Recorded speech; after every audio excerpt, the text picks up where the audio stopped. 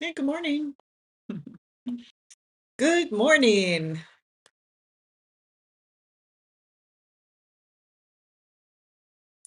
It's Thursday, March 19th. We have had a little bit of news this morning. We had unemployment at 8:30. Last month, we had 213,000 unemployment claims. We were forecasted for 215 this month, so a little bit above that. We actually came in at 205, which is below what was currently forecasted. So 205 is good for the people, bad for the Fed, so to speak. Also notice that Fed manufacturing index came in at 18.1, substantially higher than the forecasted 8.3. And I'll be interested to see new home sales. That's a metric that I'm always interested in. To me, new home sales is really a predictor of a either uh, unhealthy state of affairs, or new home sales, of course, is always positive for people. So anyway, that's coming in at 10, so remember to keep our eye on that. It's not a red folder, but it is an interesting metric. And hey, good morning. Good morning, Yona. Ciao, ciao. ¿Cómo está? Luisa, I'm live with you. Oh, that's so nice. So I just want to go over very quickly what I'm looking at on the higher time frame, and looking forward to get your input as well. We had an interesting day yesterday, a big movement down. My only regret was not staying in it, and I've made a note to myself that for the next PPI day, if I'm in a trade that I'm in by 100 points, I'm not going to exit. I think I'm just going to remain in the trade. But I'd like to get your feedback whether you guys remain in the trade through some of the news events, or whether you make sure that you're always exited. And I don't mean the red folder events. I would never stay in during CPI or non-farm payroll. But for some of the lesser important, even unemployment, I think I would stay in for. Hi, Serene 22. Good morning. Anyway, I was happy to catch pretty much the top of the move, but boy, oh boy, this has been a real dump. And last night, I was looking at potentially taking an entry on a continuation. I decided not to, just because of the change of contracts. So I'm on the new contracts, which is the June contracts, and I'm sure that everybody else has changed over. But this is the entry here I was looking at last night. We had a pullback into this inverted fair value gap, and this would have been a nice pullback and then continuation. But anyway, I didn't. That's that. And so I'm here on let's just move to the 4 hour actually. So here on the 4 hour, we're just coming through, pushing through the new week opening gap, and that was the new week opening gap from this week. For those of you that have the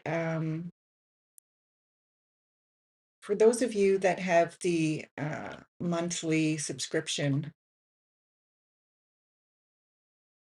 I just want to bring something to your attention, guys, that I noticed. So there's an update this morning. So if you want to click on that, but if you go into this one, go into the time cycles. Sorry, it's the other one. Go into the market, this one. What I noticed is that on the very first level here, you have preset selection. Just open that up. Make sure it's on time cycles. Okay, for some reason, mine defaulted back to quarterly theory. I'm not sure why, but make sure it's on time cycles. Because otherwise your time levels are slightly off. So just make sure that you have that on. And if you scroll right down to the bottom, you can add your first presented fair value gap here, and that's always nice to have. And I also added, you can see sometimes it defaults off, but I like to see the first new day opening, gap. So we're at the end of the week. But anyway, you can click on this. Anyway, once you have those selected, just click on reset, just set on save as default. I just unsaved it. Hang on a second. I just want to do that again. So make sure you're on time cycles and then go down here and click on save as default. So that's just a friendly reminder to do that. Sometimes the settings jump around a bit. Okay, so on the 4 hour, we're continuing down. After a big push down yesterday, as ICT always says, the following morning can be quite volatile. So I'm not anticipating anything fabulous this morning. I'm pretty much going to be tape reading. Hi, Just USA. Good to see you again today. Added to that, the additional volatility that we can experience when we have a change of contracts.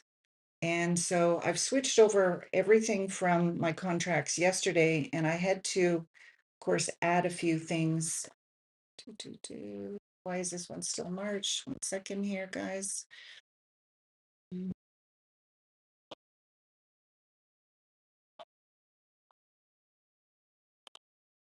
There we go.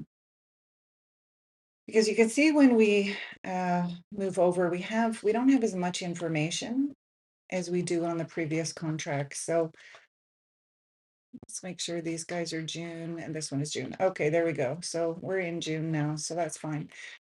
We have this weekly imbalance here, and this is an area that I'm watching this morning. Hi, Heidi. Good morning, Heidi. Oh, thanks. Yeah, there was just really nothing to trade last week, so sorry about being so quiet, but honestly, if there's not much, like we had a lot of choppiness last week, so it was just not a good week to trade. Okay, so we have this weekly imbalance here, and if we just go on to the weekly, just quickly show you where that imbalance is. Right here. Right here between this candle and this candle, we have this little imbalance here. There we go. Price is pretty much through it, and then this daily BISI here, this is from my previous contract because you can't see it on this contract. And then we have a big monthly imbalance down here, but this is quite a ways down. Just go to the monthly for a second here. Show you guys what I'm looking at down here. Sorry, lots of jumping around on these new contracts. Down here, so on the monthly, we have this imbalance here between candle 1, 2, and 3. And then just above that, I have taken two sell side daily levels from my March contract and added them onto this contract because you can't really see them too well on the daily. So we can clearly see that we're on the sell side of the curve. And yeah, I think we can all agree that we are bearish pretty much. See, because we switch contracts, we get this. We don't have as much information. Okay.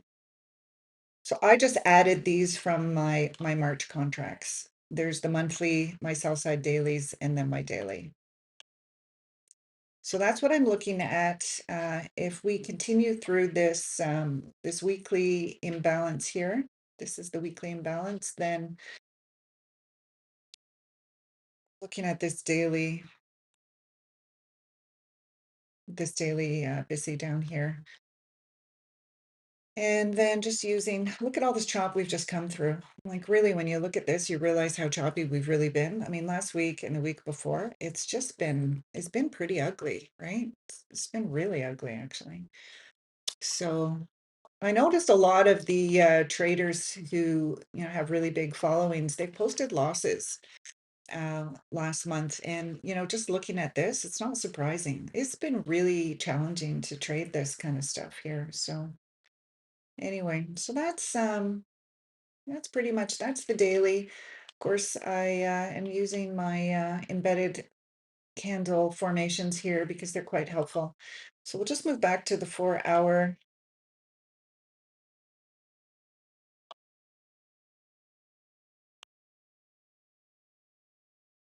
Again, here is our previous week low, and then we've already moved lower than yesterday's low. So, okay, so I'm going to go to the hourly now. So you can see that overnight, we pretty much just had this push from Wednesday. So the push started up here at this daily SIBI. These big hourly areas levels really provide some great opportunities for trades. So this has just pushed down. So that was yesterday's candle, and then this morning we opened up at this is the daily candle here. We opened up a little bit. This was this pullback. This is what I thought last night. I was awake and I thought that would be a nice trade, but anyway, I didn't trade it. And on the 4 hour, you can see that the previous, not this candle, but the previous 3 candles have been in a very, very tight short range. So we haven't had much movement. And then we finally got this little push down here from 6 a.m., the 6 a.m. candle and down. And then if we look at the 1 hour candle, we're all in sync. We can see that we're all in sync with the 3 candles. So that's a positive sign for looking for shorts. I will not be looking for longs. And that's it. That's just kind of where we are. And market's going to open. So I'm just going to move down to the 5 minute. But these are the key levels that I'm looking at here. And like I say, new week opening gap, we moved through that. So we cleared up a lot of liquidity from the past couple weeks anyway. So take this out. So that's it. I think for this morning, I'm not anticipating anything really because of this big movement. I think that price needs some time probably to, potentially chop around for a bit. I've got my mind on that 10 a.m. news that's coming out, although it's not red folder. It's still new house sales, new house starts are important to the economy. They're an important metric. And then if we just look at ES and the Dow, we're just all in sync. It's bearish. There should be no question that we are looking for bearish trades. I'm not recommending anybody trade. This is a channel for entertainment purposes only. And I'm just here tape reading today. So yeah, so that's where we're at. So the only thing that would interest me would be a substantial pullback, like a pullback somewhere up here and then a continuation down. But like I say, with the change of contracts and then the big movement yesterday, I'm not anticipating anything super exciting. I'm just going to move down to the 5 minute here. So we're through this weekly imbalance pretty much. Yeah, just moving through that now. Big push down at 9:30.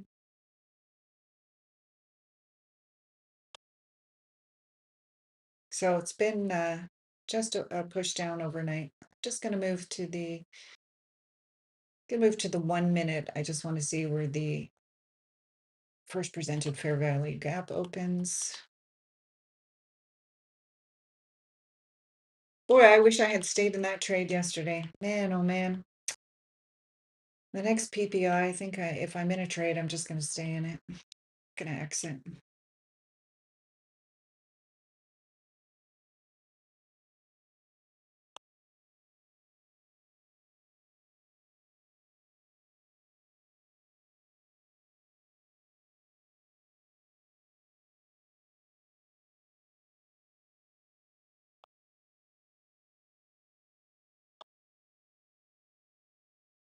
So here on the 1 minute,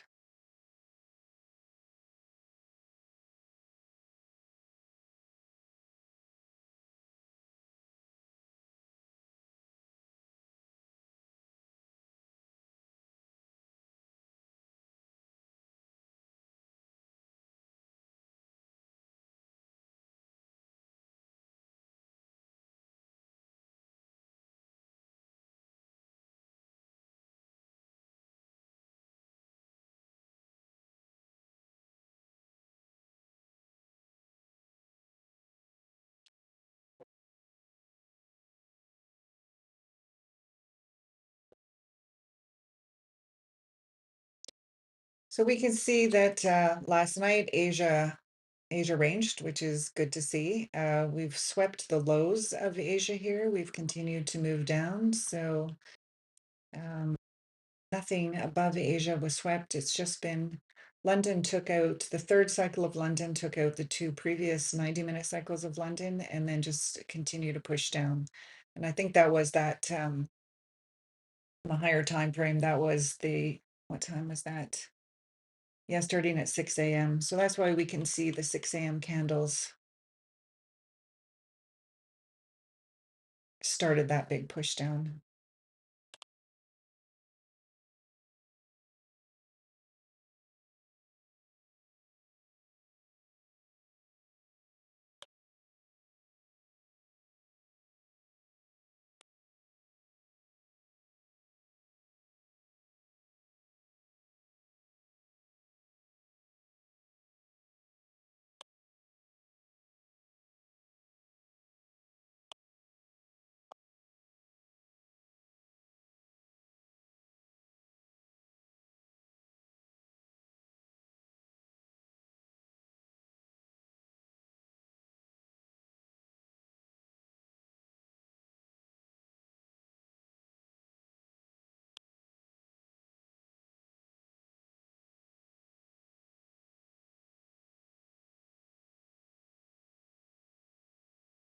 Hey, Lavere, how are you today?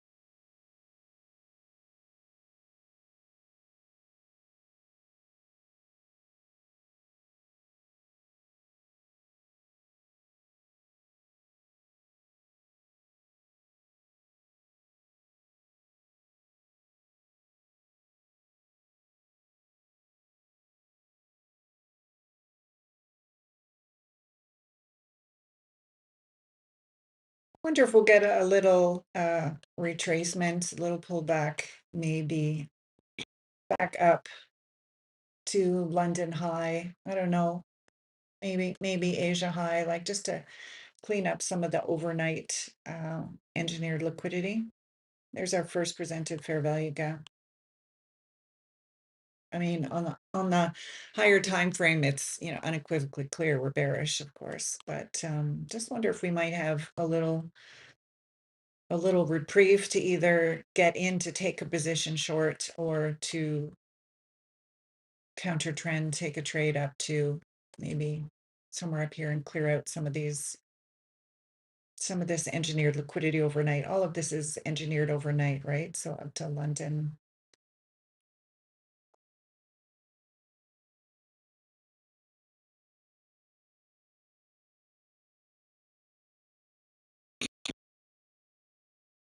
Hi, Lavir. I saw your great trade. Thanks. I need to start doing mine. What do you mean you need to start doing yours?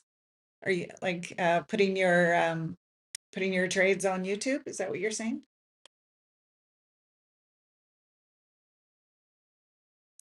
It's a nice way of having like historical information. You know, you're really starting to progress when you're kind of disappointed with a 150-point move because you missed like the 500-point move. I don't know if that's progress or just human nature being discontented.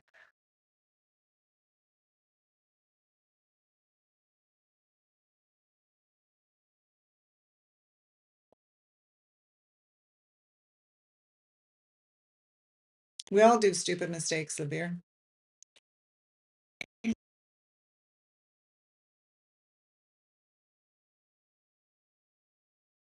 Welcome to being human. I put together on top of my trading journal, which hopefully everybody has a trading journal. I just use PowerPoint because it's so easy to drop things in and out. Here we go, a little bit of a push up here. It's 9:38.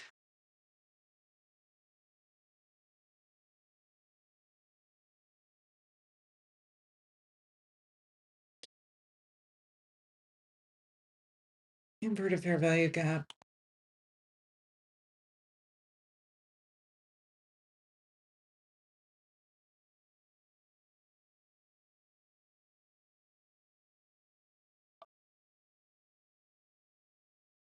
I do anticipate seeing some volatility this morning. I really do. And then with housing coming out at 10 a.m.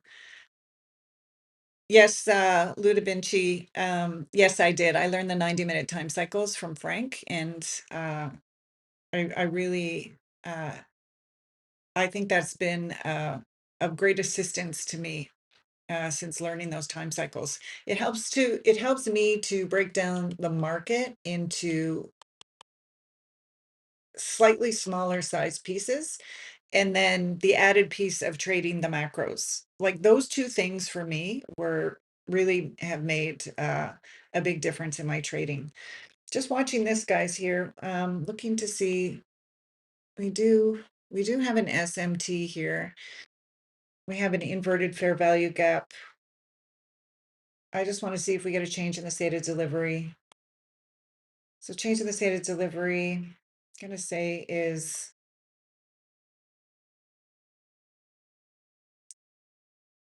it could be the first candle, but I would say it's here. Change in the state of delivery. And then I think the other really big confluence for me is the 4-hour candles, watching the 4-hour candles, because that higher time frame, you know, I really want for the 4-hour and the 1-hour and the daily to be aligned in terms of, you know, that I like to see that they're all bearish or they're all bullish. And at the very least, I want to see the 4-hour and the 1-hour aligned. And so putting those three things together has made a big, big difference in my trading. Plus, I've become extremely disciplined when it comes to journaling my trades, like with specifics, and focused on psychology this year. Like I'm doing so much reading. I've learned so much about the human brain and, you know, as it relates to trading and just the different chemicals, you know, the flight or fight response that our brain is really wired towards. We're not wired towards being patient human beings. And I'm guessing that for men, that's probably 10 to 100 times uh, more than women.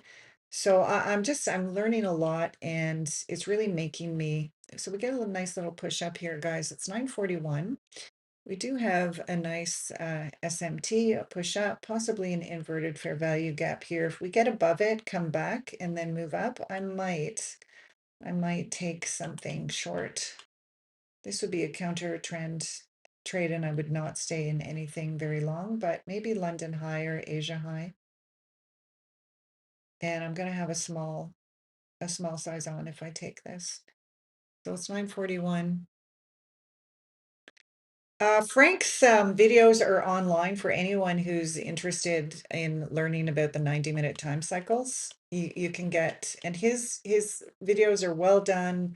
They're succinct, they're to the point. He's very straightforward in his communication, which I really, really like. Poor guy is located in Dubai. Can you imagine with all the strife going on in Dubai? I think the airport was just bombed. This might be, you know what?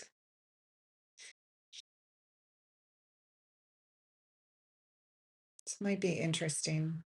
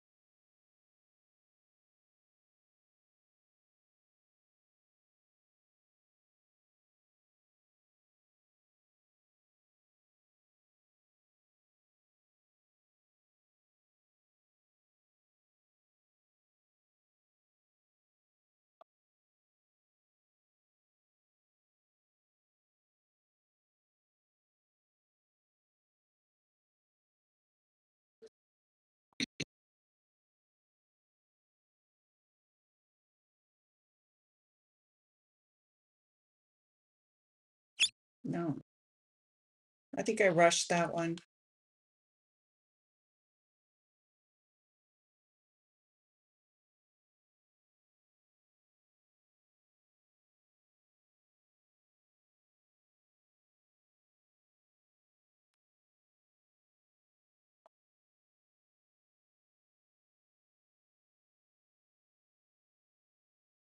See if it comes down and takes it again.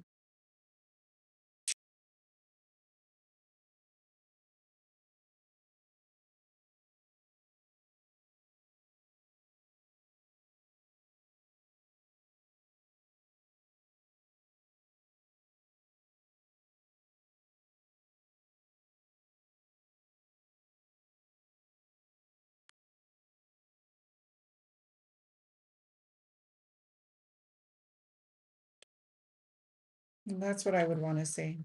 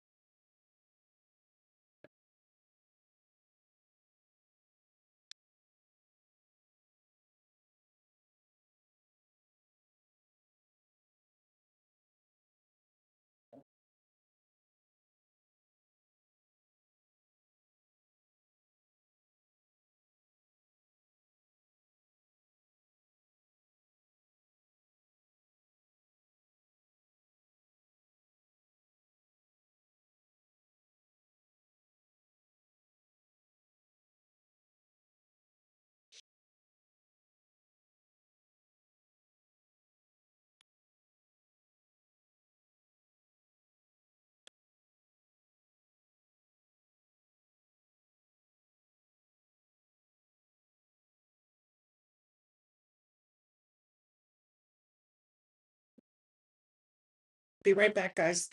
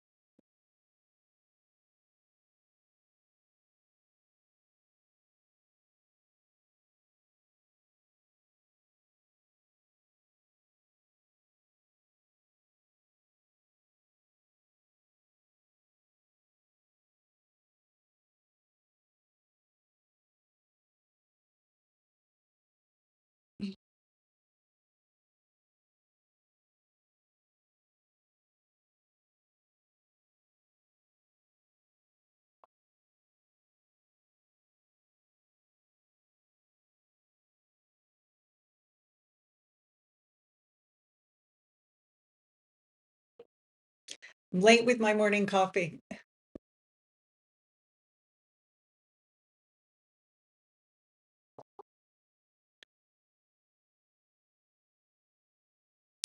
Yeah, I noticed that on the rebalance here on the daily. Yeah, it was almost perfect, wasn't it? Price came up. And that was that coincided with the 2200-hour candle from last night.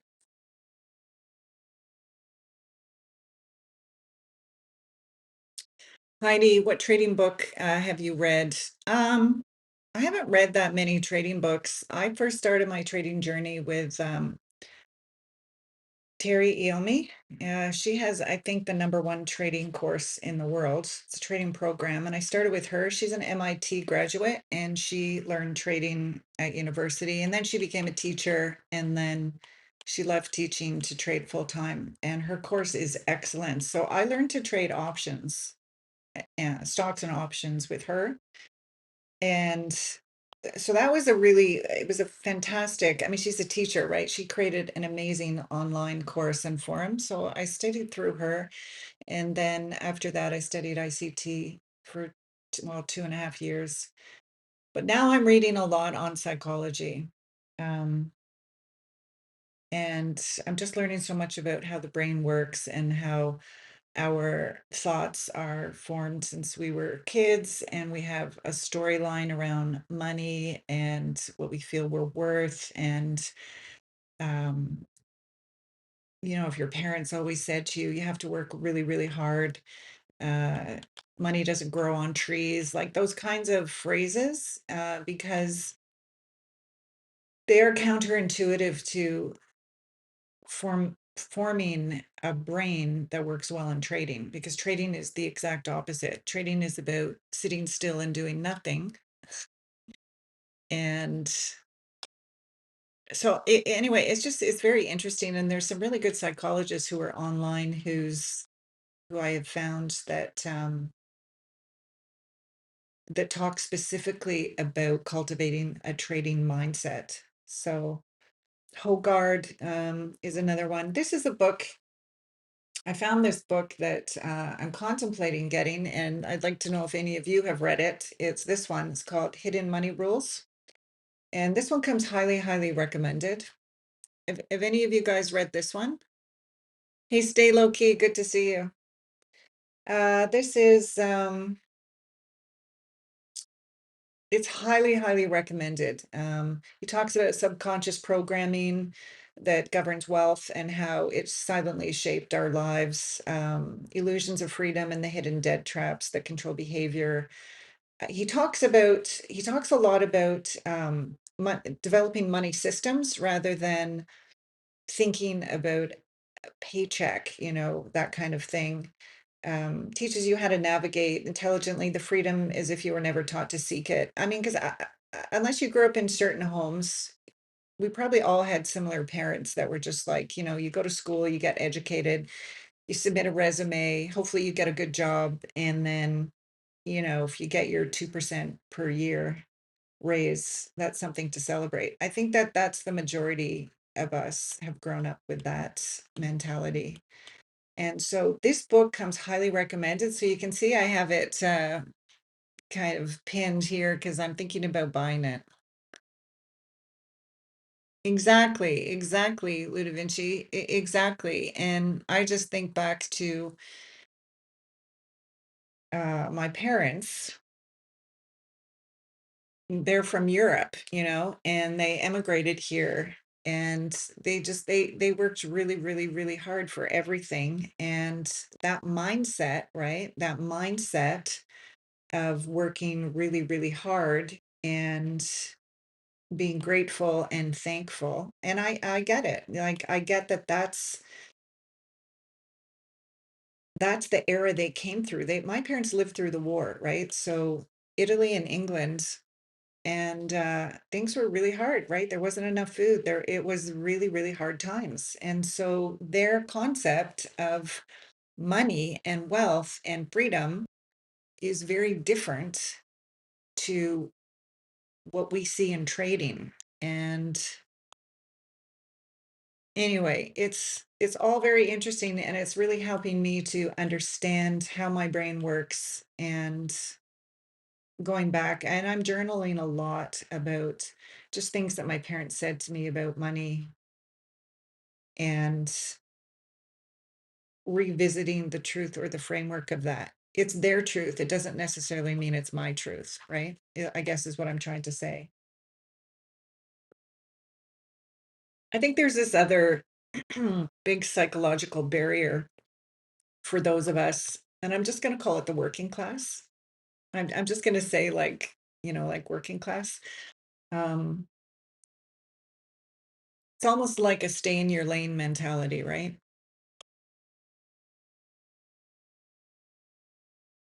That I think as traders, we're trying to just rise above that. But that programmed thinking is there's this other phrase, let me know if you guys have heard it like a million times. I've heard it a million times, okay? I have heard the phrase, money doesn't make you happy. Think I've heard that a million times, right? And I'm sure it's a phrase that, I don't know, I'm going to guess that if you don't have like a ton of money, and that's very, I don't even know what a ton of money is, but let's just say that, you're kind of like in the middle, not super rich, not super unrich, but just in the middle somewhere. You've had a lot of people say to you, money doesn't make you happy. I've heard a lot, money doesn't grow on trees, Louisa. So, save your money, not invest your money, save your money. Big difference, right? Yeah, I totally agree with you, Robert. And I'm not saying that money makes everybody happy. I'm saying that that phrase, I've heard that phrase so frequently, right? At the end of the day, you need your health. Money can make your life fun, right? Money can provide opportunities that you don't have. Money can help you start the business that you've always wanted to start. Money can help you um money can help you help your family. Money can help you help your friends. Money can help you help other people start their businesses. Like there's a lot of things that money can help. It doesn't mean that it's going to make you happy or unhappy. You're either already a happy or unhappy person. I've known a lot of really unhappy, messed up, extremely wealthy people, like really, really messed up.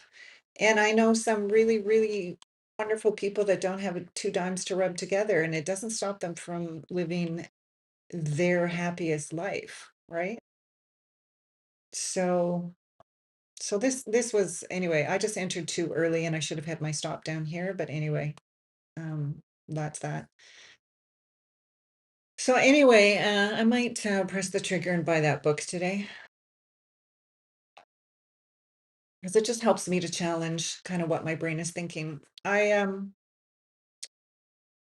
also heard that it takes about 24 hours for your brain to clear the chemicals from having a really nice trade. So there's a psychologist online, I think she's Indian, and her parents are doctors, but her mother was a trader. And in the corner of her room growing up, in the living room, she had her computer setup and everything. So this psychologist is the daughter now, and she has a whole channel on understanding the trader's brain and mindset. And I find her videos very helpful because she's lived it. Her parents were doctors, but her mother was a big trader. And so she really saw what her mother went through in terms of the emotions, the years that it took, the kind of, I won't call it obsession, but the focus that is required. And so her channel has been super, super helpful to me. And she says that it takes a day. Her advice is when you've had a good trade, do not trade the next day because you have a false sense of, oh, I know what I'm doing. Oh, I can read the market. I want to experience that chemical high again. She talks a lot about that. And I think that that's good advice. Did I take a trade? Yeah, I took a long from the inverted fair value gap, but I got stopped out before it moved up, Livier. But again, I want to I want to stay with the trend, which is bearish.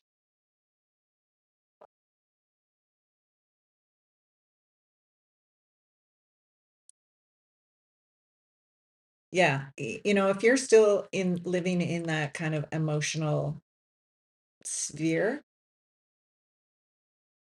and some people don't even realize, like new traders don't even realize that they're in that space, that they're really high from having a great trade, or they're really bummed out from, having a bad trade and blowing an account, right? The chemicals are the same, and new traders don't recognize, or, you only know what you know. So they don't realize that protecting the brain, protecting the psychology, protecting your emotions as a trader in order to stay in this for the long term is really, really important.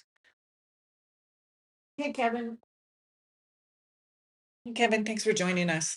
So I am just doing a ton of time spent on really delving into the psychology of trading, and Hogarth, is it Hogarth, Jesse Livermore. Here's an interesting story for you guys. So my mom passed away years ago. Like, she passed away quite young, but she was really ahead of her time. And I remember I was like, when my kids were young, and I was a single parent, and I was making dinner, and my house was like so busy, and my mom called me, not on a cell phone. We didn't have cell phones then, but she called me, and she said, Louisa, I found this really interesting company, and I think I'm going to invest in them. Now, this is way before computers, okay? And so I was only half listening to her, and I'm like, okay, that's great, Mom. And she said, it's a little company called Google. And she said, I think that what they're about is really quite interesting. And I think it's going to be something big in the future. And of course, Google didn't even exist. Anyway, she invested in Google. And before that, my grandfather was a big investor in Seagrams.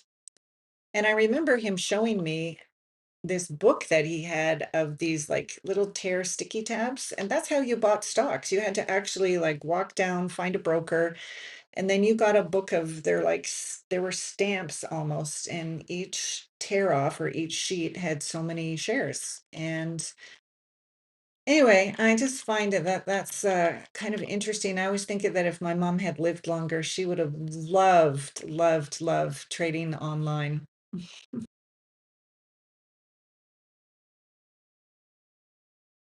Is that what you do, Kevin? Yeah, I don't chase. I just I don't think I really ever have been a chaser of stocks, but I have my daily limit. I have two trades, three at most. If I trade London, I'll give myself a trade in London, and then I only trade two trades. I need to see a really good setup. I'm already down one trade, so but sticking with that has really helped my trading as well. I think, guys, I'm going to share with you this, but I think I'm going to set myself a date. I think it's going to be in the next 2 months. As you guys know, I trade with my own account, but I think I'm going to buy a couple of prop firm. I think I'm ready to trade prop firm accounts. I wanted to wait until I knew that my strategy, I could really trust it, and that I could trust myself with my strategy. And I think I'm ready. I think I've reached that level of maturity in terms of just patience and waiting for the right setup and then shutting it down. And so I think I'm going to buy some prop firm accounts, and I'll let you know when I do. Ideally, ideally, I want to trade with a company that has end of day drawdown, because just the way that I trade, I think that will be the best option for me. But it makes a big difference when you can trade like 3 to 5 accounts, 500 bucks a day on 3 to 5 accounts. That's like, that can really increase your P&L. So here we are, it's 10:07. We've had this little push up from this. So, here was the setup. So we did have change in the state of delivery and SMT, inverted fair value gap, and off it went, but it's sluggish. It's very slow. And one of the reasons is it's a counter trend trade, which is fine.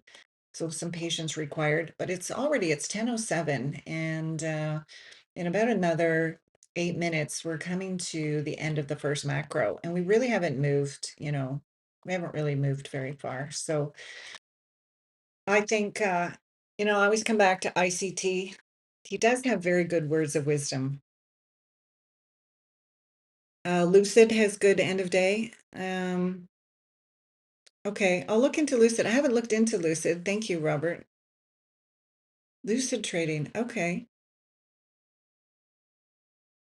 Lucid. Okay, I'm gonna write that down. I'll just put it up here.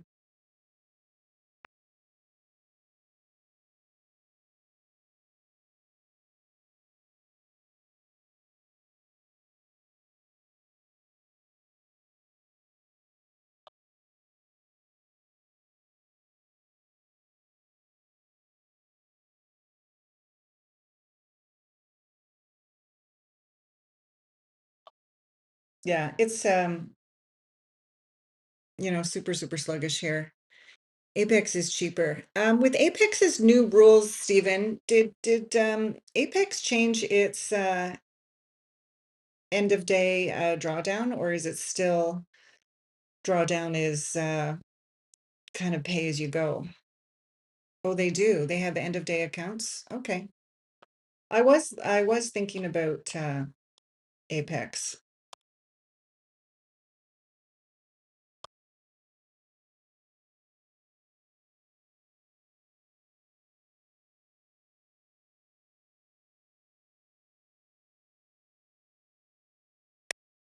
Yeah, so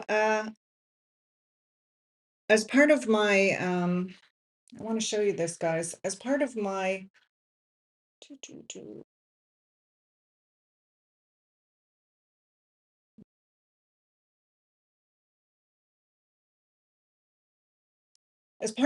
research, I downloaded this how to do properly. I'm a researcher, okay? So have you guys heard of this guy? So this is TDG, presents Prop Done Right. So this is a guy with 30 years, 30 years experience. His name is Roderick Casilli, and he has a YouTube channel where he does prop firm trading. And anyway, I looked through his YouTube channel, and this is his step-by-step guide, literally step-by-step misconceptions. He goes into all the math, and he talks about how the majority of people over leverage, specifically on a 50K account. When I think of a 50K account, you only have $3,000 because that's your drawdown, right? Once I think it's 3,000 or it's 2,500. He says 2,500 here. So on a $2,500 account, I'm only trading micros. I'll tell you that. I'll be trading 2 to 3 micros, and I'll be trading the way I trade, which is waiting for those 2 or 3 good trades a week that give me 100 to 200 points. He talks about over leverage is a trap. Now, this is free. You can just download this from his website or from his YouTube page. And he goes literally step by step. And understanding your true account size, micros only, building the right trading habits. You can learn more about him through his YouTube channel. And obviously he has how to unfuck your future, how to trade across multiple accounts, the psychological edge. Anyway, this is free. You can download this. He talks about psychology in here. So you can grab this from his YouTube channel. So that held a lot of good information. So this is going now, guys. So my mistake here was in entering a little bit too early. I should have waited a little bit more for this pullback. My stop loss was at the consequent encroachment of the inverted fair value gap.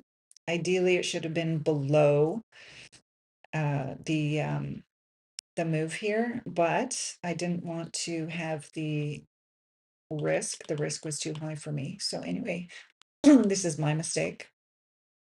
But it's 10:12 and the first macro is coming to an end, and this is sluggish just in general.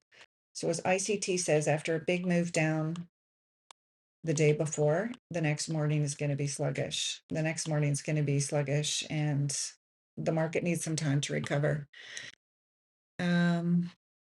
APIX is cheaper for evals, but the activation makes it more expensive. Okay. So my risk management on a 50K, 2K drawdown limit, I would trade a 50K account the same way that I'm trading my real account. Like I'm trading 2 to 3 micros, and I'm keeping my RR consistent. And so I'm not going big one day and small another day. I'm trading consistently. So I'm keeping my RR consistent. And that's how I'm going to trade the prop firm. I am not jumping to minis and then trying to pass this thing in 3 trades. That's not how I'm going to do it. I'm going to have I'm going to count on 2 good trades based on the higher time frame per week. And that should, with 2 micros, that should give me 2 weeks to pass my 3,000 evaluation stage. And I think I'm going to start with 2. I'm going to buy 2 evals, and then as I start to make money or take profit, then I will add another 2. I think that's how I'm going to do it.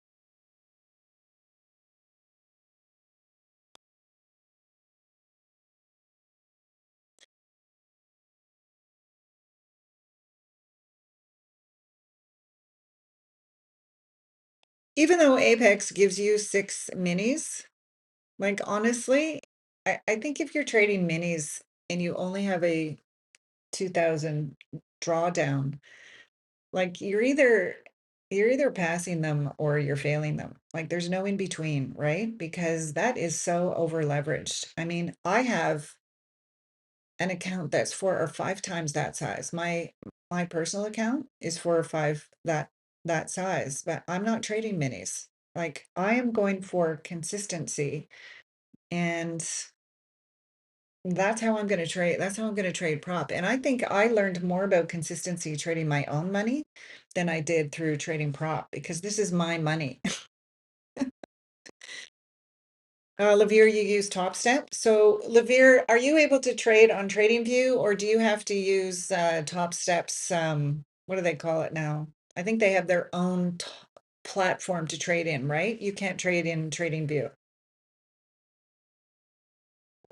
How do you like that? I got banned on Apex after 8 payouts. They don't like keeping people who make money. Okay, well that's concerning. Yeah, Kevin Mack, too much risk with minis. I think minis is the like go hard or go home, but that's not how I trade, and I'm not gonna try. I'm not going to go hard or go home.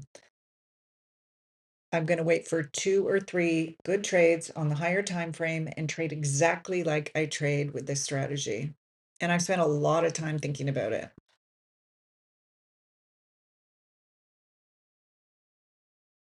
Levere TES. What does TES stand for? Oh, that's yes. Okay, not bad. Okay. Yeah, the way that I manage risk. Um, I created yesterday, I created a spreadsheet yesterday, and I'm happy to share it with you guys. I think it's especially helpful for people that have trouble or go on tilt. But I created a spreadsheet and what I'm doing is I'm only looking at 20 trades at a time. So for 20 trades, I'm trading exactly the same way and I'm really rating each trade. And I have figured out what my RR is. And instead of tracking money, I'm tracking RR throughout those 20 trades. And Apex is unrealized drawdown. Unrealized. Oh, Apex is still unrealized. So in other words, so just help me out here, Robert. If by 12 noon you're down $2,000 on an Apex account, then your account is closed, right? They don't wait till the end of the day. Is that what you're saying?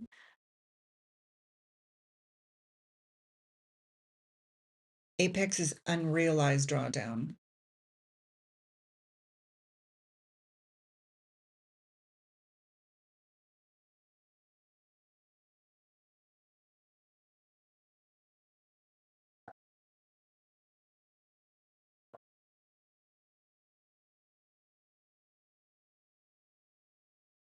The other thing that I have to sort out is I'm on a Mac. I don't trade on a PC. And so I need a Windows-based program. Okay, so that's what I don't want to, that's the problem is I don't want my drawdown, not that I take a lot of drawdown. I mean, the most drawdown that I'm taking, which is my RR, is $100. Apex has end of day and intraday you can choose. Okay, so is that part of their new release? Because that is a problem. So Robert says they are much better now. I got banned since the update, so I wasn't aware. So what did they say? Did they email you and then ask for your strategy and ask for you to send them uh like what your strategy is and how you're trading? Is that what they asked you for? Because you know who trades on Apex is Matt, Matt, Matt, who's like an amazing trader. And I think he has like 20 accounts. And then that kid that I follow, Aval, Aval, he's got 40 accounts.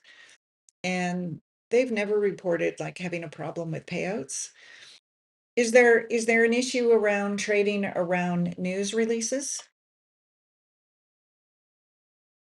Okay. Wow. I don't even want anybody to like question me on my strategy. Mind you, my strategy is like it's the same. It's like I just trade one strategy. I mean, it's either a continuation or it's a smart money reversal. So they want consistency, not wild swings. So I think I can give them consistency. Like I think with my live account, all of those things I have sorted out, and I don't think I'm going to be changing anytime soon. Anyway, so I made this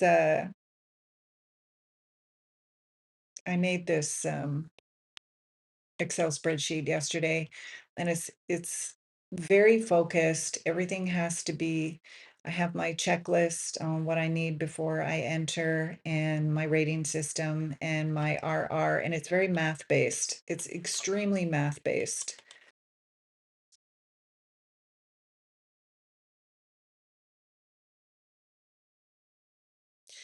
Lucid or Top Step is a better option. The only thing with Top Step is I want to be able to trade on TradingView. Can I trade Lucid on TradingView? So Robert, I had 5 PA accounts, all above the 50K buffer when I got banned. I had the opportunity to keep making money from them, but I blew it. Oh, okay, well, I'm sorry to hear that, Robert. Anyway, I think I'm just going to approach it very methodically and very math based, and I'm not going to change the way I trade. I don't care if they offer like 5 minis. That's their game. They want you to fail. That's how they make money, right?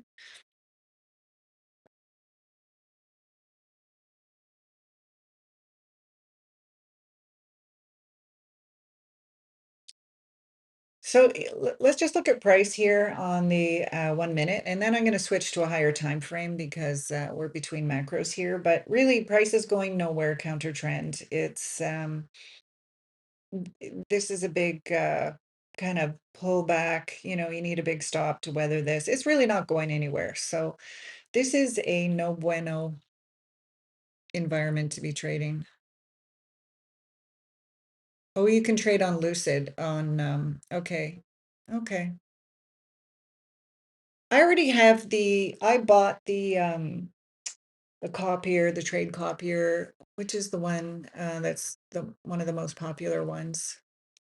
I think it was like 200 bucks and I have it for life.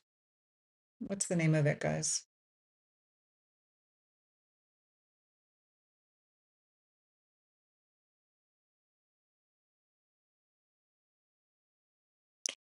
So Robert, I've heard that's a problem with lots of other traders that they want to move you to live and that you're no longer able to buy the evals. And I think there's a lot of people they don't want to go live, right?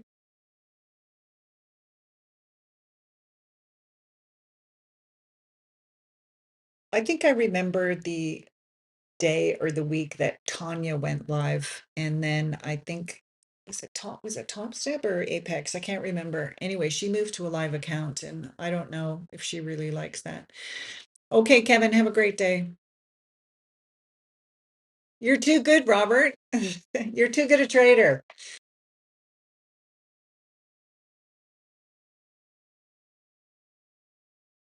Even with the evals, I'm going to continue trading my live, and I'll just anyway. I've been thinking about it and thinking about it and thinking about it, but I actually think I'm ready, and I think I'm ready to trade prop firm in like a very controlled way. But we'll see. Emotions are emotions, right?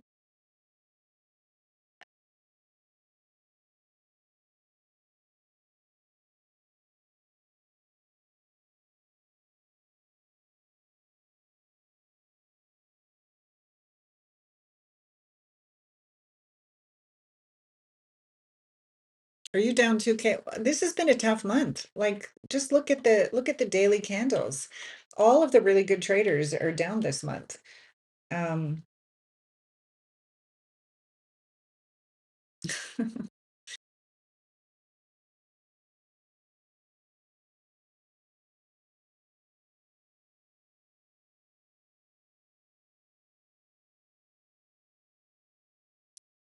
yeah, I'm just incredibly focused on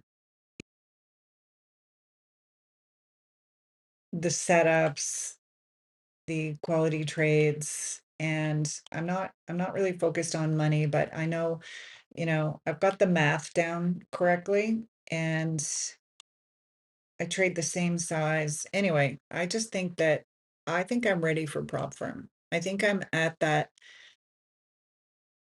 maturity level. And it's taken me a while to get here. Like I don't tilt, I don't go crazy. I have my rules. It's no more than two trades a day in New York AM and one in London. Yeah, I did prop about 18 months ago and I passed and I never got a payout, but I didn't have this type of consistency that I do now in trading. So I think I wasn't ready for prop firm trading. And I didn't I didn't trade it for long. Like I traded probably about five evals when I passed. Like I say, no payout, but that was at least 18 months ago. And I think I just wasn't ready. In this little book that I showed you guys, it says here, it says somewhere in here that until you have a strategy that you know is profitable, and once you have a strategy that's profitable and you're sure of that, then that's the time to start prop trading. And a sustainable strategy, no shortcuts, just smart trading. So I think I'm there. I think I'm ready for that from a maturity perspective. So we got YM going down now, and it's 1027. When price pulled back into the new week opening gap, I mean, the only thing that we swept was AM, the second AM. We didn't even get to London high. And I think this thing is probably going to come back down.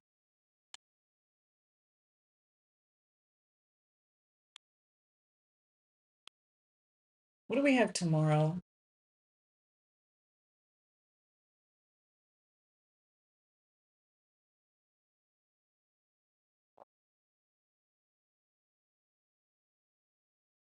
So new home sales are down. So last month we had 722,000 new home sales, and the month before we had 745. And then, I mean, we're in so February be 587. Now I kind of think that new home sales is seasonal. Like I'm not sure that a lot of people are looking to buy in January, February. So this could be, this could be a seasonal impact on this number, but it's substantially lower than the previous 2 months. So that's not good to see. When the economy is good, people are buying houses, selling houses, you know what I mean? Condos.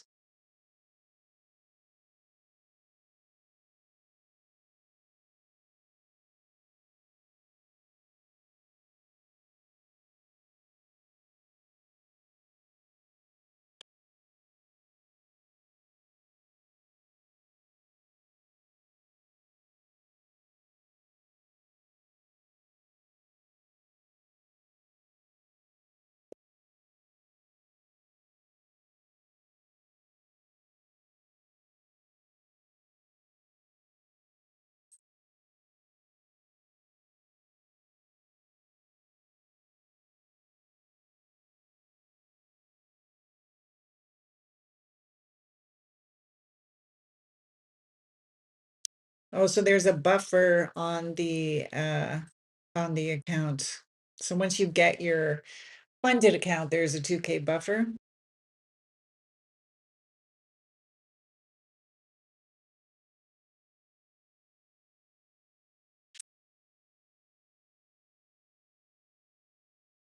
Yeah, because if you can trade that in a live account, you're already up 5K.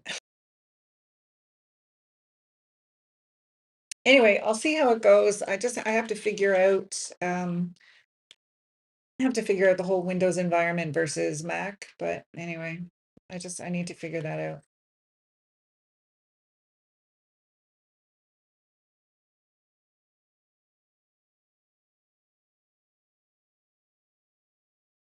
So Levere, you use the Top Step internal copy trader. They have one built in, right? On Top Step.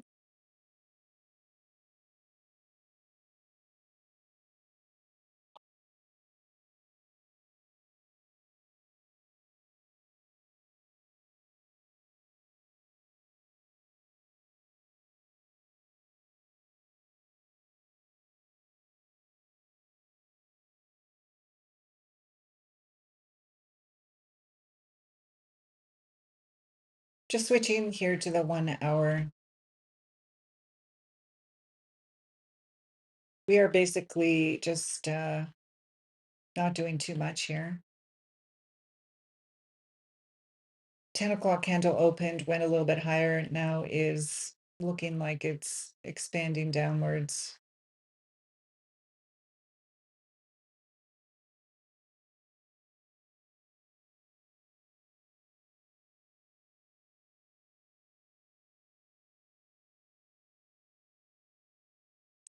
We could come down to the previous week low. Tomorrow there's no news, so no news Friday.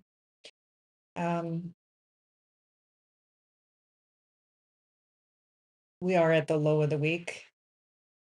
Previous week is Sunday, March the 8th.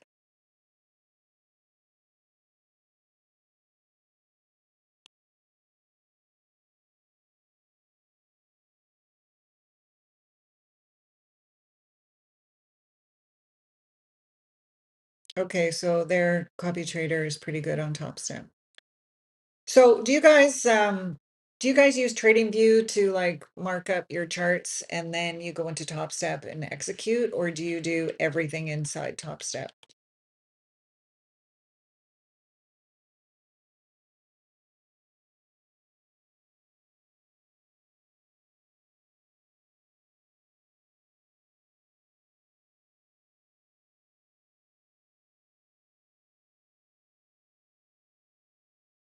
And does Top Step allow you 3 accounts or 5 accounts to trade?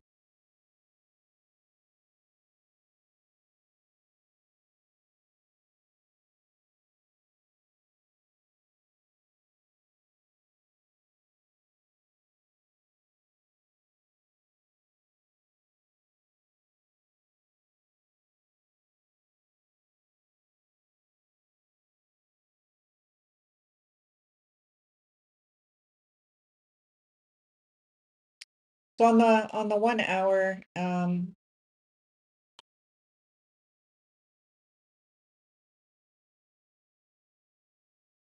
the 1 hour, this weekly gap is still holding. If it gives up the gap here, then we could look at going down to previous week low and then maybe this lower daily BISI down here. 5 accounts. Oh, that's not bad. That's all right. I thought it was 3 accounts. I think I've been seeing a lot of YouTubers kind of complaining about Top Step that sometimes they're just having some technical issues or people are getting traders are getting frozen. Have you ever experienced that?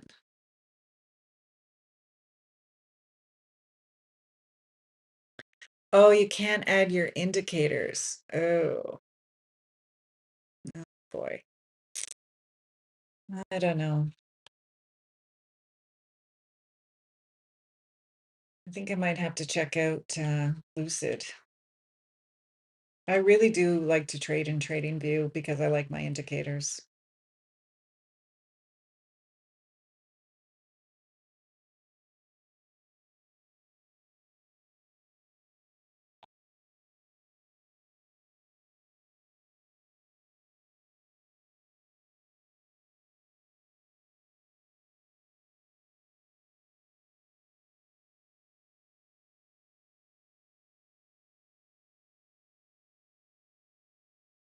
Oh, that's good to hear, Levere. They return money if you're caught in a freeze or something.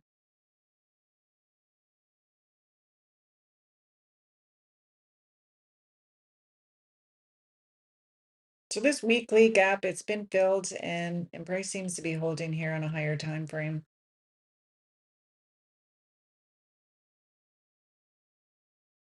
Yeah, you can only use their trading platform.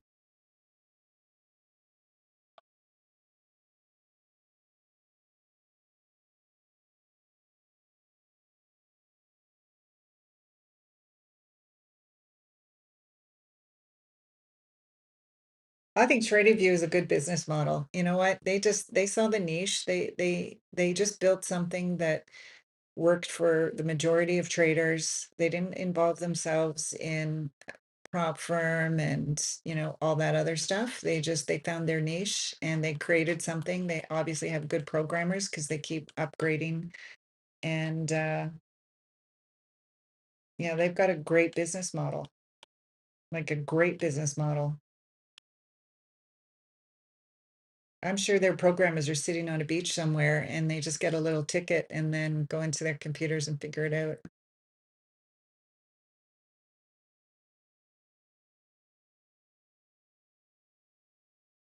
Yeah, Levere, I get that. I can use TradingView to continue, and then I just have to go onto their platform and execute. Are they? TradingView is from a city in Russia. Are you sure? Yeah, TradingView is like honestly, like it's robust. They've hired great people. They're always upgrading.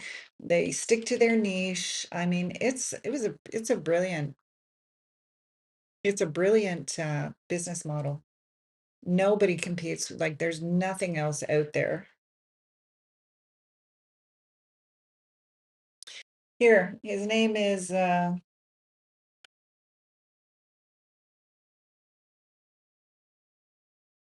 go to TDG or search by Roderick Casilli. And like I say, he's a 30-year trader. He's low key.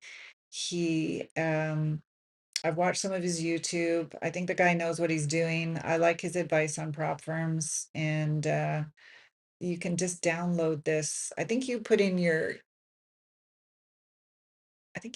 email address and then it just automatically comes to you, and it's free. There's no charge. But it's just a low key, consistent approach to how to trade prop firms.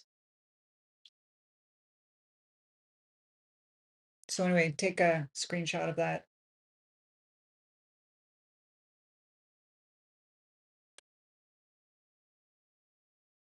So price came all the way back down into this inverted fair value gap. Holy cow. And it's just buffering around here. Like even on the hour, we can see, this is the 1 minute, but we can see that price is not moving anywhere.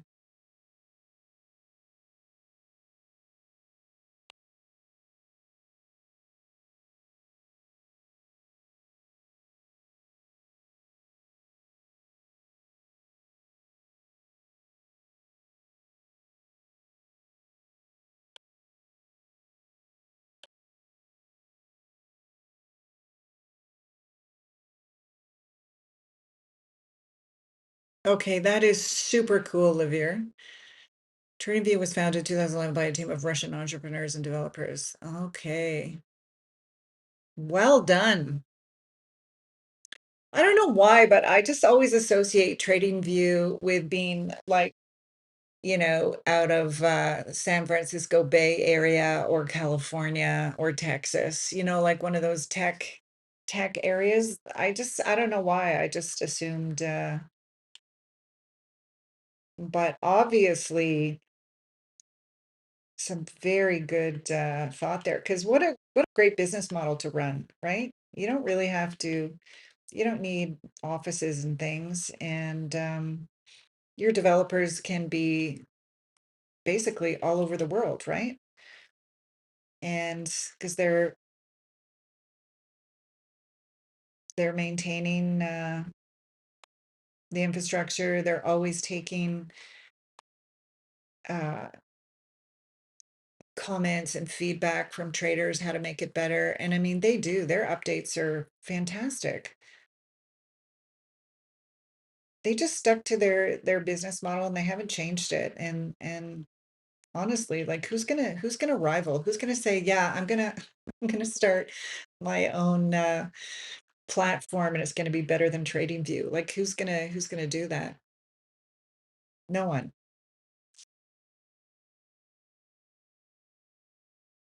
Yeah, what a business, eh? Holy cow. How many millions of traders do they have on here? At how much per year?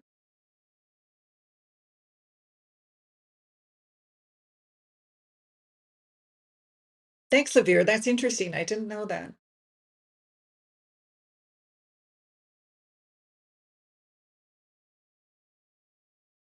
So 1041, the second macro is starting. I'll take a look on the 5 minute. Yeah.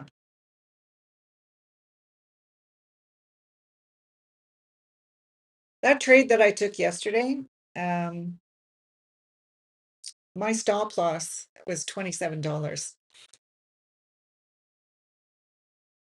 Like when you get a nice trade set up where your risk, the only thing I think what I should have done is I should have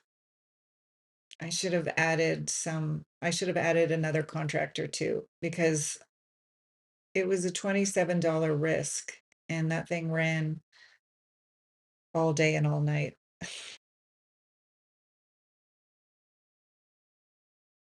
Hindsight, right? This inverted fair value gap is still holding. It's just not going anywhere. It's just, I think we're just we're doing nothing. As ICT says, we just need some time for the market to breathe, reset, figure out what it's going to do next.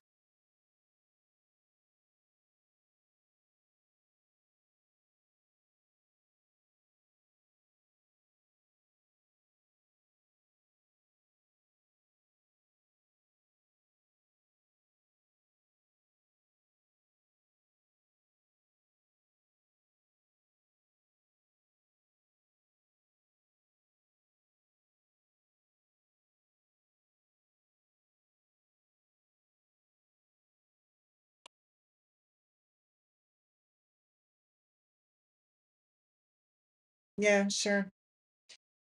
I think I entered on the 2 minute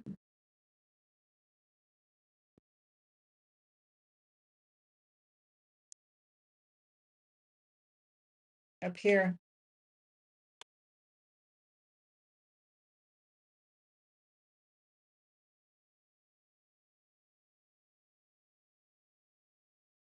Let me go to the 2 minute because I think I entered on the 2 minute.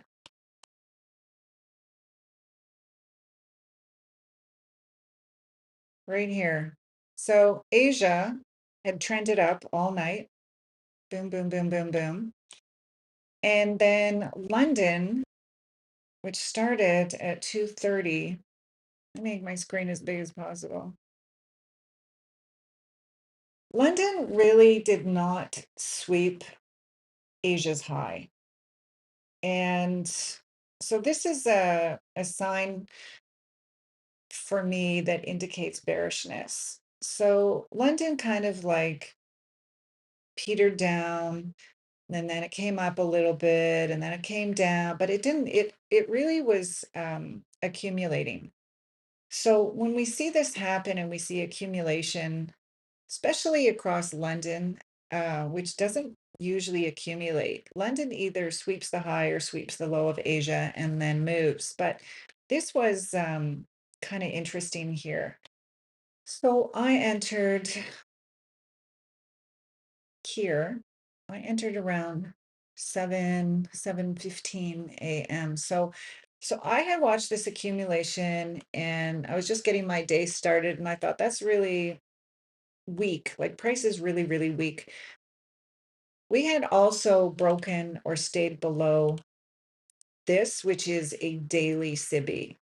So, when you break below a major level, that's, it's a very bearish sign, right? So London was accumulating, and then I saw this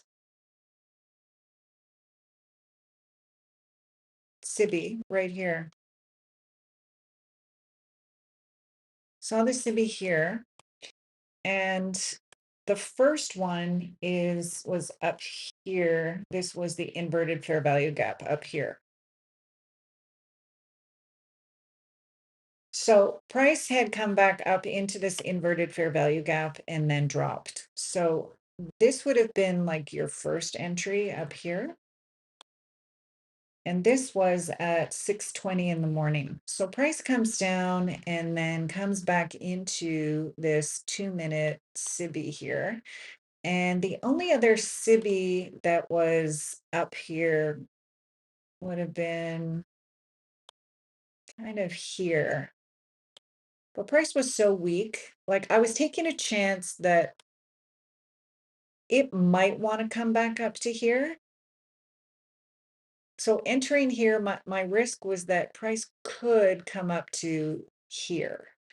And again, this is on the 2-minute. And so my stop loss on this entry right out of this SIBI here, and the time that I entered, yeah, it was about 7:15 that I entered. So the other thing is that I was not in a macro, but just looking at the weakness here.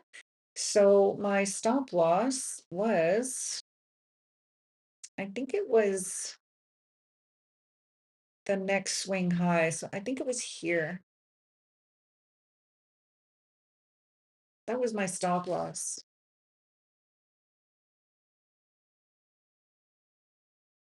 Entered on this candle, and that was at 7:22 a.m.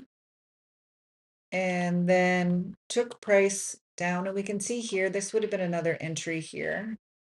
So we had this here. So this would have been another entry. And that was at 7:42. So this is the beginning of a macro. This here would have been, okay, Robert, thanks for joining us this morning. So this would have been another entry here right when the macro started. And then once we drop below, like you can see here that they're nice big candles and they're creating fair value gaps. So that tells me that IPTA wanted to get somewhere. This is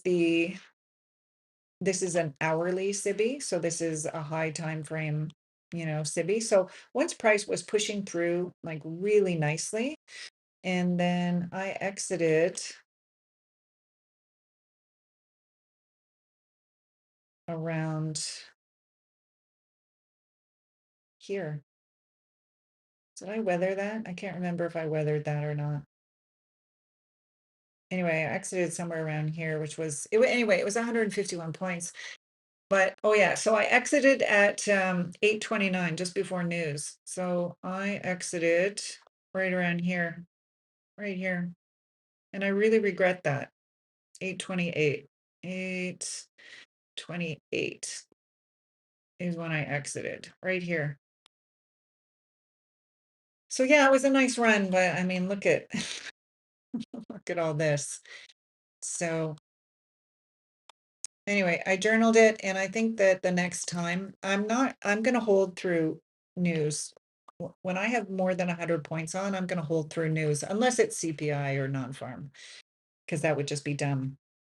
And then I was looking at Terminus as the previous week's gap, the new week opening gap, so which was down here.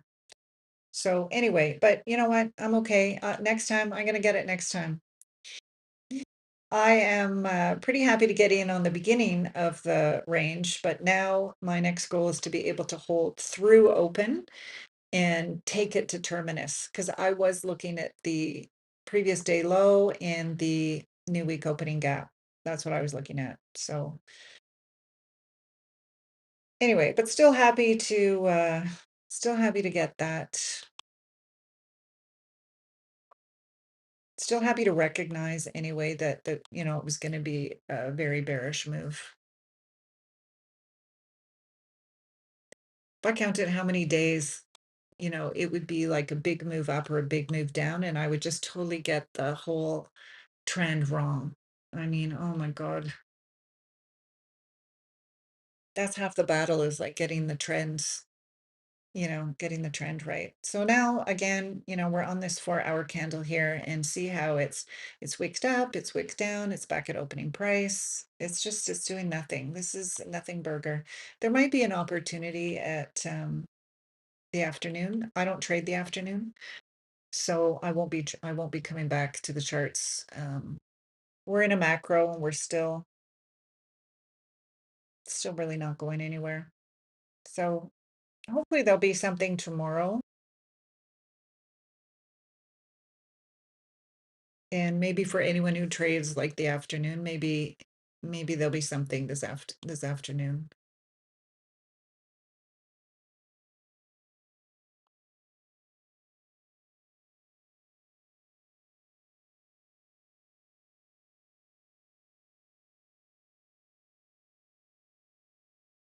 Yeah, this has really gone nowhere.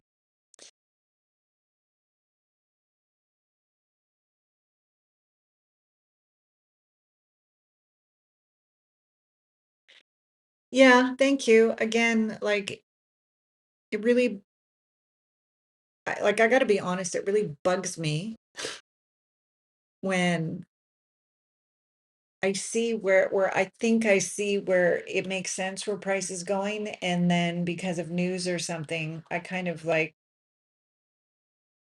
what I say to myself is, am I content with enough at 829, or do I risk losing all of this at 830 if with PPI price decides to jump up, sweep London high before moving down? Like that's what I was thinking, right? So ultimately at 829 when I exited, I thought to myself, be content. You know what? You're up over $300.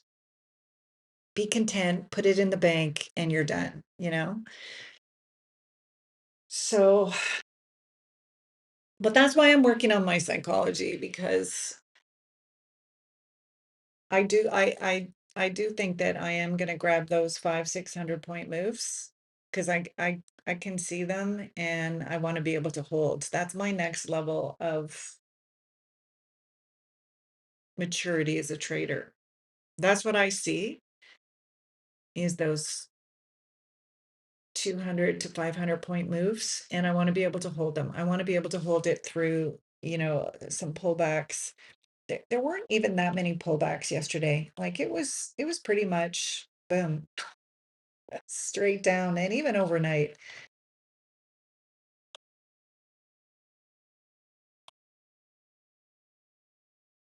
Anyway, it's easy to analyze it in hindsight, right? It's always clear in hindsight, but in the moment,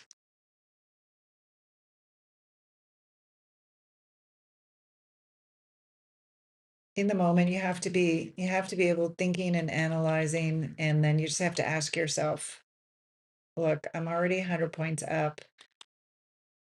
Am I willing to give that all back to the market, or am I willing to just like take it and run? So, and I thought to myself, you know what, I can always get back in, take this off the table and then get back in. But anyway, it is what it is. Next time, next time I'm going to stay in.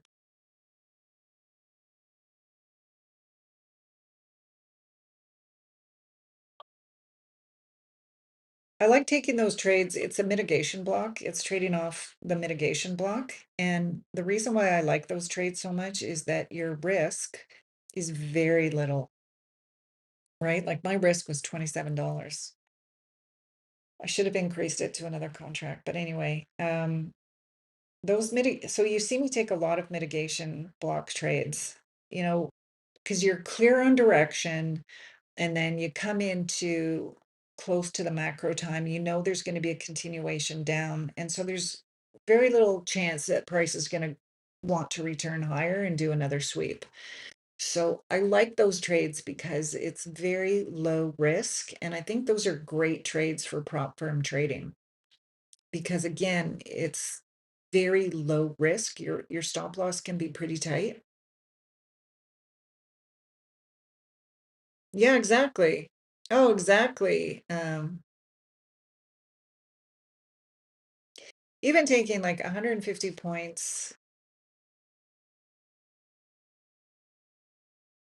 150 point move times like one mini is $20, right? And then just being able to trade like two or three of them,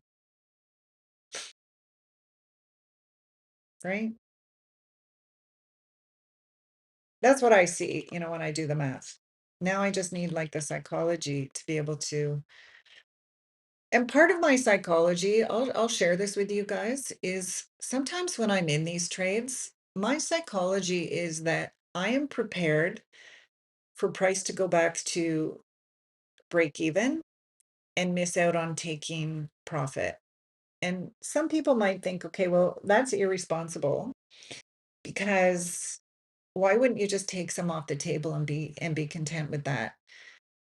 And it's taken me a long time to be able to hold really long trades, and I had to really scale back on position size to be able to do it. And um I'm desensitizing myself to stay in the position long, but I am prepared to have a break even trade versus, having a trade of $150. Like I am prepared for price to go back and go right back almost to, break even And that enables me to stay in the trade. Because once I have in my mind that I am okay with losing whatever profit I currently have, because if price goes to where I think it should go, that's going to be a really nice trade. So there are times where I could have taken $150 off the table, been content with enough. And there are times where I've gone right back to break even, right? And then I think, am I being greedy? Is that what greed is?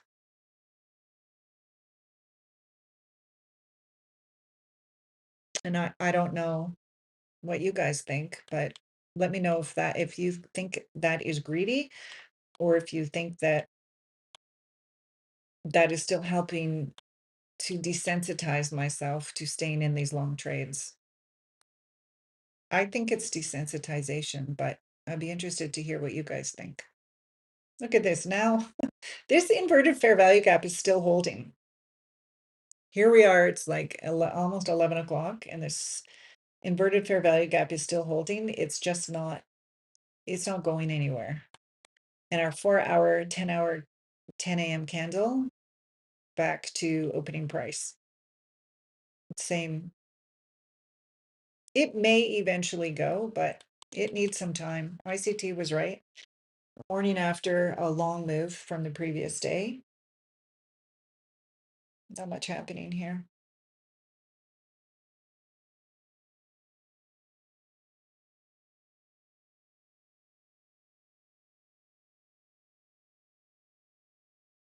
I have this, I'll share this with you guys. Here we go. This is from Trader. I don't know if you guys have heard of him. He's a really good trader. His name is Sir Pickle. Have you guys heard of him? And he put together this, I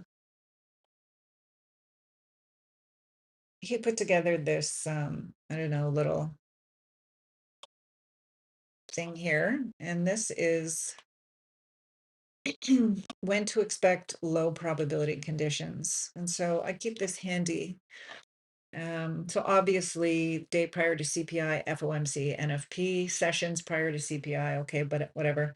Higher time frame consolidation, draw on liquidity is unclear. Yeah. Days lacking high impact news, typically Mondays.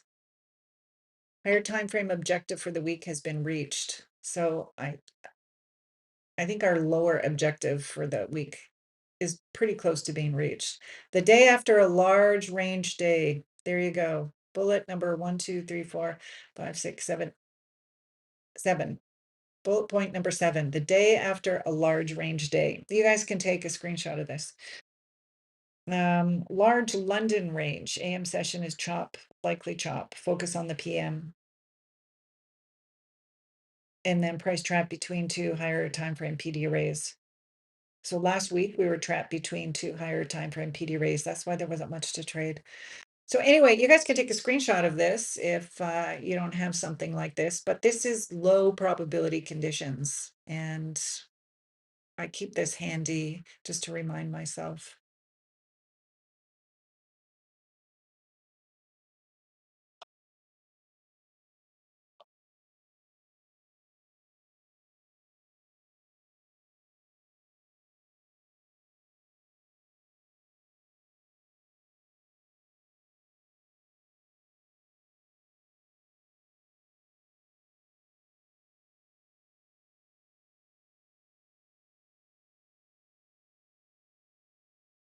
So guys, I'm going to wait till the end of this macro and then I'm going to take off. Weather is getting a little bit nicer here. We have like wild swings of temperature. Like, I mean, wild swings. 2 days ago, we got a 17 Celsius day. Like, we wear shorts in 17 Celsius. So it was, I'm in Canada for those of you who don't know. So 2 days ago, it was like sandals. We're all like really white skin because we had no sun on us for like 7 or 8 months. So all the school kids are wearing like t-shirts and running shoes and stuff. And then yesterday it was like back down to -10, -12. It was freezing. And then today, it's not bad today. It's around -2, -2, -5, something like that. So when we get these like wild swing days, I just want to like go outside and put my face up to the sun and just feel the sun on me. But we're getting there. I'll be starting open water swimming, but not till June 24th. The water's too cold. And even in June, the end of June, I'm wearing a wetsuit. And I'll be swimming before I trade in the mornings. AM session after daily, weekly, or monthly liquidity takes pre-market. Very good, XMT. XMT's words of wisdom.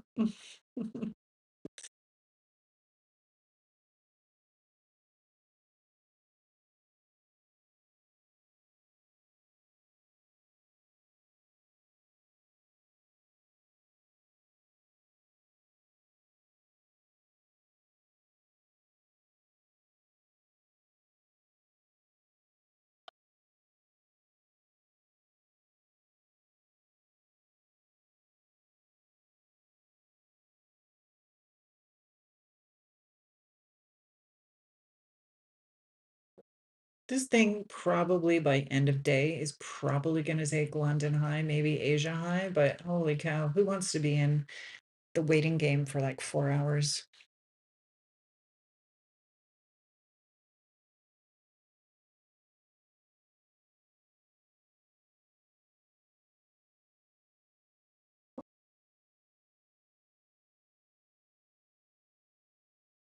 Guys, I think I'm going to download that book. I think I'm going to get this book, Hidden Money Rules book by Dr. Jeffrey Gulabev. And I'll let you know. I'll let you know what I think. If you go into Amazon, you can read a sample of the book, and it's called Hidden Money Rules. And it's about your beliefs around money, where you belong in this world, what you feel you deserve, debt traps, control behavior, financial mechanisms, distraction.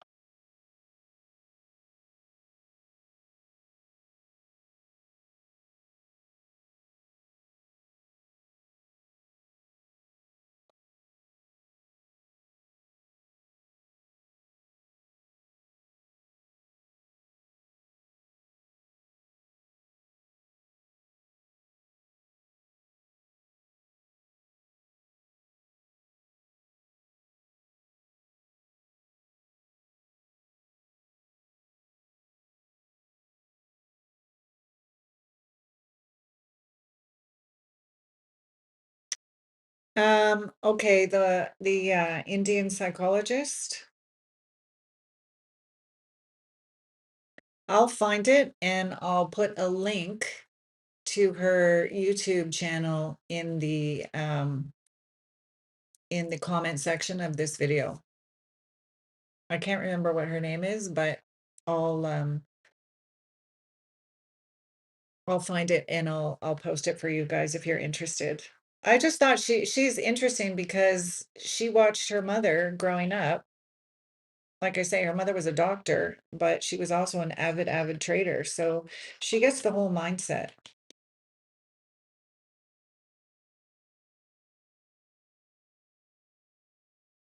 There we go. Finally, this stupid thing is going to go to Asia High or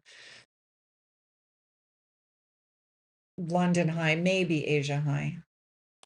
We'll see. It's taken like all morning.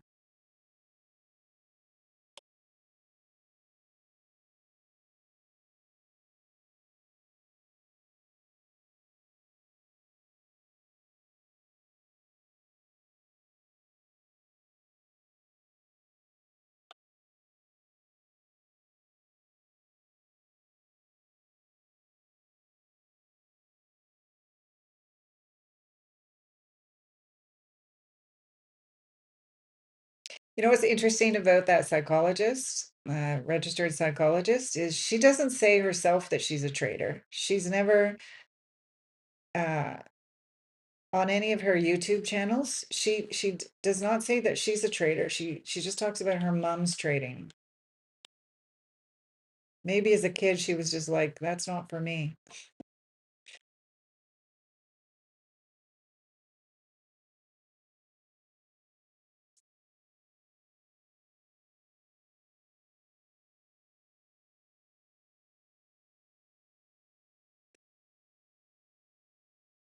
I'll drop into the comment section the book as well from Amazon.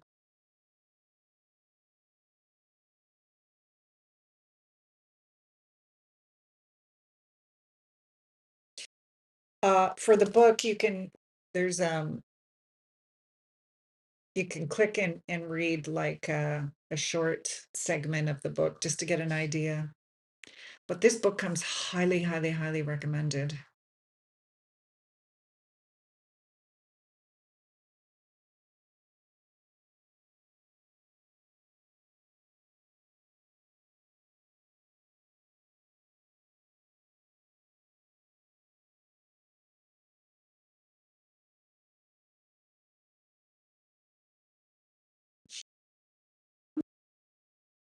This thing, we're in the middle of a macro and it's just not going anywhere.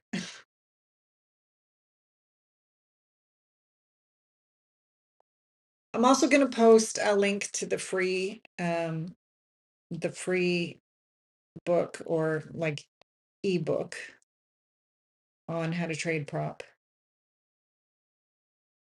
So there's going to be 3 links in the discussion. And if you guys could like, share, and subscribe, that would be awesome. I'm trying to grow my channel here. And if you get any value, that would be awesome. Which book? There is the Amazon book called Hidden Money Rules. And that's the one off Amazon. This one comes highly recommended from some top tier traders. And then the free book is this one. And if you go onto YouTube, you can search for Roderick Casilli. So he's a 30-year trader. He has his own community. He's just very low key. And this is a book on what size, the psychology, what the prop firms kind of like, how they try to make you fail, how to get around that, how long should an evaluation take. So this is a free 23-page ebook on, he's got a scorecard here, like he's got some interesting stuff in this. And tools and resources, I think that he shares, and it's all free off his site. You just have to put your email address in. So those are the 2. One is an ebook, one is the book on Amazon, and then I'll post the psychologist's YouTube channel. You can check her out if you want to just kind of brush up on some psychology.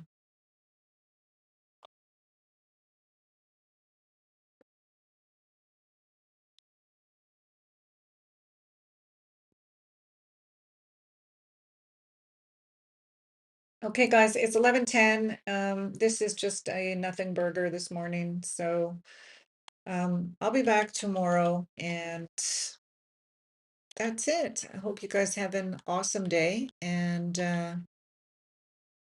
we'll see you all tomorrow, and enjoy the links that I post in the description. And please like, share, and subscribe. That'd be awesome. Okay, guys, take care. I'll see you next time. Bye for now.